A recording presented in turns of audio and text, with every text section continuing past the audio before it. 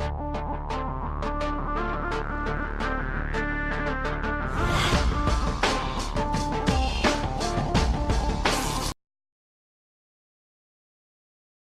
je suis Hélène Paillat, je travaille sur l'Académie de Toulouse depuis 7 ans. Je m'occupe du suivi d'environ 450 jeunes, donc c'est une très très grosse académie. L'orientation, c'est vraiment une question vaste et un peu difficile parce qu'il y a plusieurs choses qui rentrent en jeu dans le fait qu'un jeune choisisse une bonne orientation et après, on va dire, réussisse ses études. Le but du jeu, c'est qu'un jeune il soit content dans le boulot qu'il fait, qu'il ait trouvé sa voie professionnelle. Il y a des jeunes qui ont vraiment réfléchi déjà à leur orientation très tôt, qui ont un projet précis et on va dire ça roule pour eux. Après, il y a des jeunes qui souhaiteraient une orientation mais qui par exemple ne l'ont pas eu du premier coup. Donc ils vont par exemple aller s'orienter à la faculté. Par exemple des bacs pro qui vont à la faculté, c'est une catastrophe. Sur mon académie, c'est 0% de réussite en première année.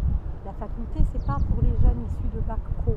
Par contre, donc, il y en a beaucoup, en tout cas sur mon académie, qui font une première année de fac, on va dire, par défaut, et qui ensuite vont vers les structures d'orientation et d'aide pour intégrer des BTS, que ce soit des BTS en formation continue ou alors des BTS en alternance. Et là, à ce moment-là, le jeune, voilà, il a pris le temps pendant une année à réfléchir à son orientation. Il a utilisé toutes les billes qu'il peut avoir en métropole, qui sont quand même assez nombreuses, à la fois les conseillers d'orientation, à la fois les points orientation à la fac, à la fois tous les sites internet, tous les salons d'étudiants qui sont proposés dans toutes les villes en métropole. Et du coup, le jeune, on va dire qu'il y a une volonté de curiosité.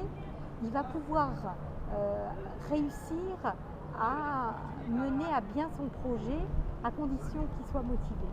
S'il est motivé, il va y arriver. Même si c'est par petites étapes, il arrivera à son projet et du coup il aura une orientation et surtout une profession qui correspondra à lui, ce qu'il est, et il sera épanoui dans son travail. Ça dépend vraiment des situations. Il y a des jeunes qui sont bien dans leur bac pro et qui du coup vont essayer soit d'ailleurs de travailler et trouver un emploi. J'en ai aussi qui, on va dire, ont des capacités à continuer les études. Donc par exemple, ils vont faire des BTS, après ils vont faire des licences pro, et j'en ai même qui ont continué en master. Pour moi, en tout cas, c'est pas parce qu'on a un BEP ou un bac pro que c'est pas bien et qu'il faut dénigrer la personne.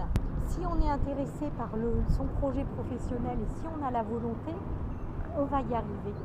Quelqu'un qui fait de la mécanique auto, qui va se retrouver en première année d'AES, c'est clair que là, il va se planter. Il faut que les jeunes ils croient en eux aussi, voilà, qu'ils ne se découragent pas, qu'ils gardent la volonté. Et voilà, il y a des très très beaux parcours et c'est pas parce qu'on fait des super études et des masters en sociaux, en psycho, en AES que tout de suite on va trouver du boulot. Il faut aussi, même en master, réfléchir à pourquoi je me suis orientée vers là et vers quoi je vais pour concrètement avoir du boulot à la fin, parce que c'est ça la finalité.